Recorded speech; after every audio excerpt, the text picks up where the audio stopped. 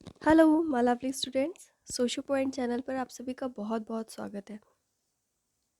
हम लोग BA semester 2 का पेपर 2 सॉल्व करने जा रहे हैं। ठीक है बच्चों, आज आपका फर्स्ट चैप्टर है भारतीय समाज में विविधता में एकता। ठीक है, कुछ क्वेश्चंस हर चैप्टर के सॉल्व करेंगे और इससे आपको बहुत सारा आइडिया लगेगा और ये सारे के सारे क्वेश्चंस बहुत ज़्यादा इंपॉर्टेंट है। ठीक है बच्चों, इसके अलावा कॉपी पेन लेकर के ज़रूर बैठिएगा। जो पॉइंट्स मैं बताती जा रही हूँ उसको शॉर्ट में नोट करते जाइएगा, आपके लिए बहुत ज़्यादा बेनिफिशियल होगा। फर्स्ट क्वेश्चन आप देख रहे हैं, भारत का नया संविधान कब लागू हुआ। तो यहाँ पर क्वेश्चन है कि लागू कब हुआ। ठीक है, दो डेट्स पूछी जाती हैं। एक पूछा जाता है कि बनकर कब तैयार हुआ, तो बनकर तैयार हुआ था आपका 26 नवंबर 1949 में। ठीक है, 26 नवंबर 1949 में बन करके तैयार हो गया था। और जब लागू हुआ तो उसकी डेट क्या है आपकी, 26 जनवरी 1950।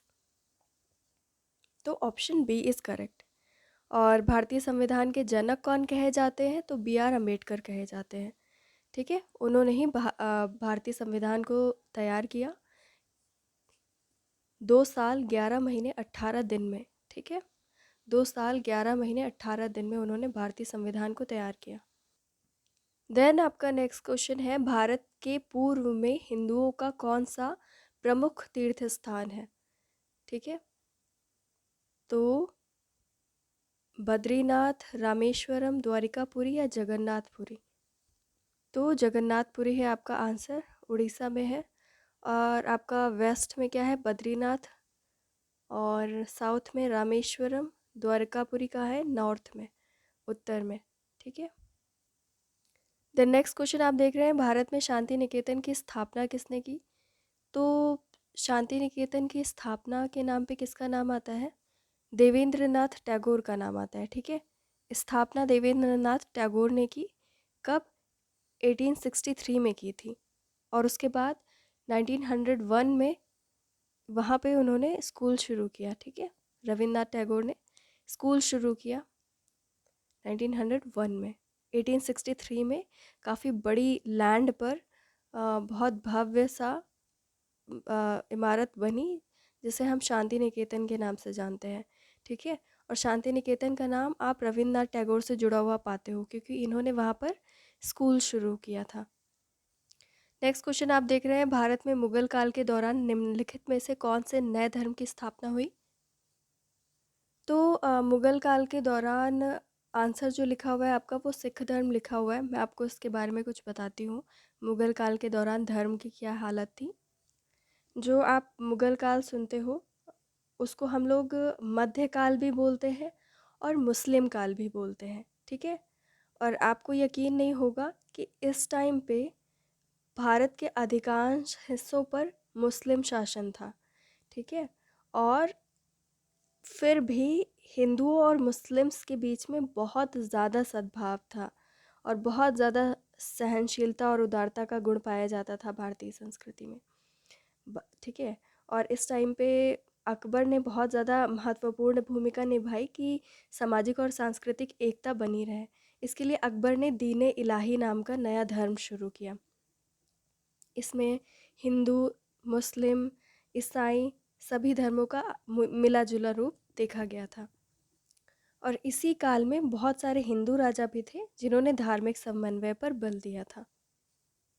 इसके अलावा जो आप भक्ति आंदोलन का नाम सुनते हो ना, वो भी मध्यकाल में ही चलाया गया था।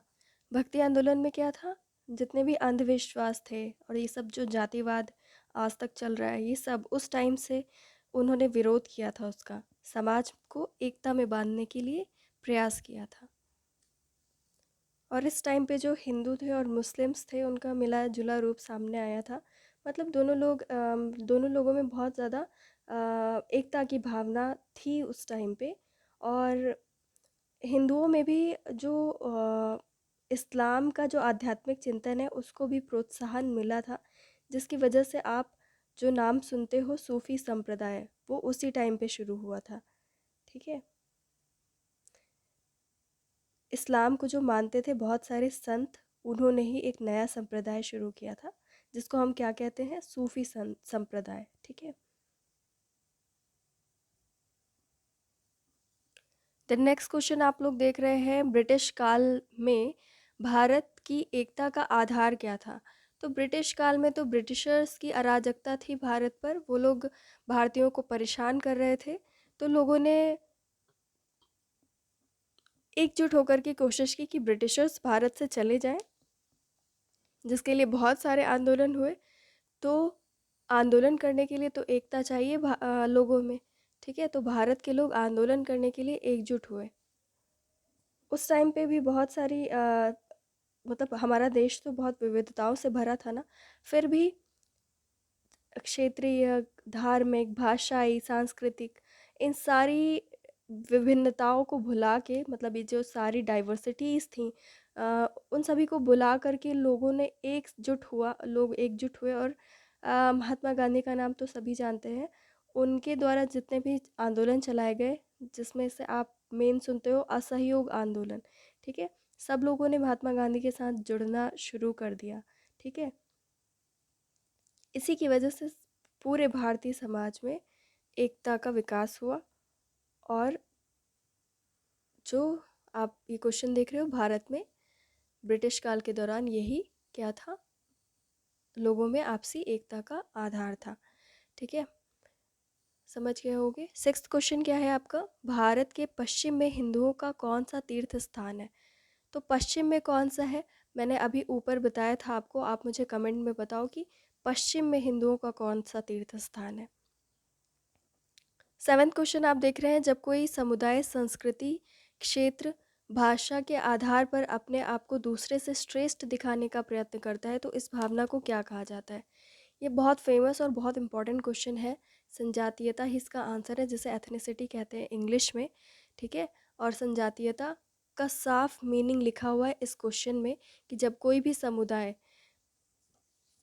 या संस्कृति, सॉरी, कोई भी समुदाय या कोई एक व्यक्ति, ठीक है, अपनी संस्कृति को, धर्म को या अपने एरिया को लेकर के, भाषा को लेकर के सोचता है कि मैं ही श्रेष्ठ हूँ, और अपने आप को श्रेष्ठ दिखाने का कोशिश करता है और दूसरे को नीचा दिखाने की कोशिश करता है, तो इस भावना को क्या कहते हैं हम? संजातीयता या एथनिसिटी। ये किसी ग्रुप से भी हो सकता है जुड़ा हुआ, या किसी समुदाय से भी हो सकता है जुड़ा हुआ। तो जब किसी में ऐसी भावना आ जाती है कि हम ही श्रेष्ठ हैं, हमारे लोग श्रेष्ठ हैं और बाकी तो बेकार है, तो क्या बोलते हैं इसे कि हाँ, वो संजातीय हो रहा है या वो ग्रुप एथनिक है। भारतीय संविधान में कितनी भाषाओं को मान्यता दी गई है? तो सही है, 22 भाषाओं को। नाइन्थ क्वेश्चन हम लोग देखते हैं, 19वीं शताब्दी में किसने बंगाल में समाज सुधार आंदोलन शुरू किया? तो यहाँ पर बंगाल की बात हो रही है, राजा राम मोहन राय इसका आंसर है, ठीक है? ब्रह्म समाज की स्थापना की थी राजा राम मोहन राय ने। इनको भारतीय पुनर्जागरण का अग्रदूत कहा जाता है। इसके अलावा आधुनिक भारत का जनक कहा जाता है, क्योंकि इन्होंने ब्राह्मणवाद और कुलीनवाद का विरोध किया था। इसके अलावा जातिवाद, छुआछूत, अंधविश्वास, ठीक है, और नशीली दवाओं का उपयोग, इन सारे के खिलाफ आवाज़ उठाई थी सबसे पहले राजा राम मोहन राय, ठीक है? ब्रह्म समाज की स्थापना कब की थी इन्होंने? 1828 में, ठीक है? देन नेक्स्ट क्वेश्चन है, आर्य समाज की स्थापना की किसने की? तो दयानंद सरस्वती ने। इन्होंने वेदों के ऊपर फोकस किया है, ठीक है? द नेक्स्ट क्वेश्चन है आपका, हमारे देश का नाम भारत किस सम्राट के नाम पर पड़ा? तो भरत। पौराणिक कथाओं के हिसाब से कहा जाता है कि जो राजा दुष्यंत थे, उनका अत्यंत प्रतापी पुत्र था, जिसने भारत के बहुत सारे राज्यों को जीता था और भारत देश की सीमाओं का विस्तार किया था। तो दुष्यंत के पुत्र का नाम के ही आधार पे भारत भरत नाम था पुत्र का दुष्यंत के, तो उनके ही नाम के आधार पे अपने देश को भारत के नाम से संबोधित किया जाने लगा था। इसके अलावा एक और क्वेश्चन आ सकता है कि भारत को इंडिया किस नदी के नाम की वजह से बोला जाता है? तो सिंधु नदी का नाम आता है, ठीक है? सिंधु नदी को इंडस रिवर कहते हैं ना, इंडस रिवर, तो उसी के हिसाब से इंडिया पड़ा था, ठीक है? और यही सिंधु नदी का नाम आता है कि जो जो फ़ारसी थे वो सिंधु नदी का उच्चारण नहीं कर पाते थे, तो सिंधु को हिंदू बोलते थे, हिंदू। ठीक है, तो उसी को हिंदुस्तान कहते थे फिर। सिंधु नदी के आसपास के प्रदेश को क्या बोलते थे? सिंधुस्तान, यानी कि हिंदुस्तान। वो सिंधुस्तान कहना चाहते थे, बट वो सा प्रोनाउंस नहीं कर पाते थे, इसलिए वो क्या बोलते थे? सिंधुस्तान। हिंदुस्तान हो गया फिर उसका नाम। ठीक है, ये सब बातें बातें हैं पुरानी। ये सब पता होना चाहिए आपको। जो इंडिया है वो इंडस, ठीक है। सिंधु नदी को इंग्लिश में इंडस बोलते थे, और हिंदुस्तान उनका प्रोनाउंसिएशन नहीं था, हा वाला प्रोनाउंसिएशन था, जिसकी वजह से फिर मतलब इंडस रिवर के आसपास का बसा प्रदेश क्या हो गया? हिंदुस्तान बन गया। इस तरीके की बातें हो सकता है एग्ज़ाम में पूछ ली जाए। नेक्स्ट क्वेश्चन क्या है? भारतीय समाज की विविधता के कारण इस तरीके के समाज को क्या कहा जाता है? जब बहुत सारी विविधता पाई जाती है तो, और वहाँ पे एकता पाई जाती है, ठीक है, बहुत सारी विविधता और उसमें एकता, तो हम ऐसे समाज को क्या कहते हैं? प्लूरल सोसाइटी या बहुजन समाज, ठीक है। और अगर एकता ना हो तो क्या कहेंगे? तो कहेंगे कि यहाँ पे मल्टीकल्चरलिज्म है, ठीक है। खैर वो तो नहीं आएगा आपके एग्जाम में। 13 क्वेश्चन क्या है? 2011 की जनगणना के अनुसार भारत की जनसंख्या क्या थी? तो 121 करोड़, ठीक है। नेक्स्ट क्वेश्चन है आपका, भारत के दक्षिणी प्रायद्वीप की जनसंख्या में किस प्रजाति स्कंद की विशेषताएं हैं? तो ये तो आप आराम से जान सकते हो, निग्रोइड। जानते हो ना निग्रोइड लोग कैसे दिखते हैं? तो हमारे दक्षिण की तरफ उनका ही उसी प्रजाति का स्कंद पाया जाता है, ठीक है। और ये मैच द फॉलोइंग है, बिल्कुल सही से मैच की गई है, आप लोग इसको लर्न कर लीजिएगा। दक्षिण भारत में गोदावरी नदी है, उत्तराखंड में बद्रीनाथ, आर्य समाज अभी सॉल्व किया आपने, स्वामी दयानंद सरस्वती, और ऊपर वाला भी सॉल्व किया अभी आपने, ठीक है। इसके अलावा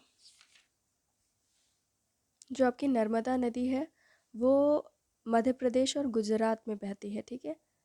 और ये जो आपकी गोदावरी नदी है ये बहुत इम्पॉर्टेंट नदी मानी जाती है, ठीक है। इसको दक्षिण गंगा भी बोलते हैं, दक्षिण गंगा, ठीक है। महाराष्ट्र के नासिक ज़िले में बहती है। तो आज के लिए इतना ही।